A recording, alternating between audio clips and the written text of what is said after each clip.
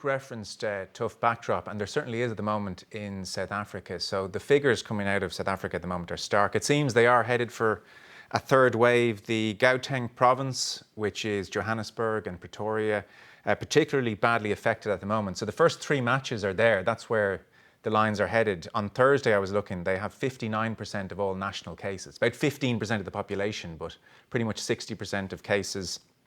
Experts not sure why there's such a spike. We're expecting the next couple of weeks to be especially difficult. So the optics of the tour may come into question here. We don't know how all this will play out. Hopefully things on the ground improve for people's health first and foremost. But that is the reality at the moment. There is a stark backdrop to the tour, unfortunately. There is, Joe. Very sadly, there's only 1.8% of the population has been vaccinated in South Africa. There's been some terrible mix-ups as far as the government's concerned. And those numbers that you quoted, like, they're very rubbery.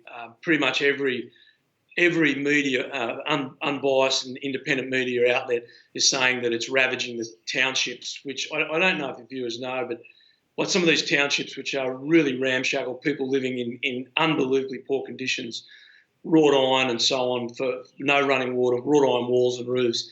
And with sometimes the populations in 2 or 3 million living in these townships, those numbers of people dying there are not on the official list.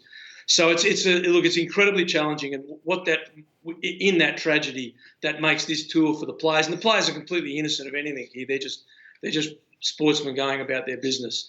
But it is going to really limit the joys of touring South Africa and what a South African tour is. They're going to be in bubbles. They're only in 2 places. They're in Joburg and Cape Town.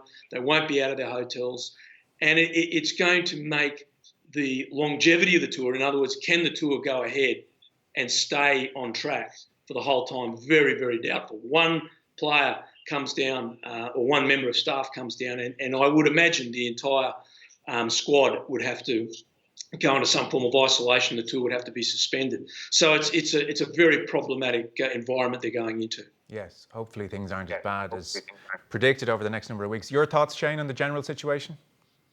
Yeah, it's really tricky, but I suppose sport isn't real life in many ways, and it's to take people away from the realities of real life and the hardships that are going on around the world. But, as Matt pointed out there, particularly in South Africa. So, there is certainly, I think, a benefit to this tour going ahead, as long as it doesn't compromise anyone's health. We don't know if it's going to be played in front of crowds or how many people are going to attend games, if that's going to be possible. But it's certainly going to change the type of tour. So I know the players have experienced a lockdown conditions for the Six Nations this year, but I think this is going to be on an entirely different scale, and that's going to be impactful on the players, potentially on their performances. We know that rugby in particular isn't just what sort of physical shape you're in, what sort of tactics you are. There's a whole other element to this, which is the emotional side of things. And in fairness to Gatland,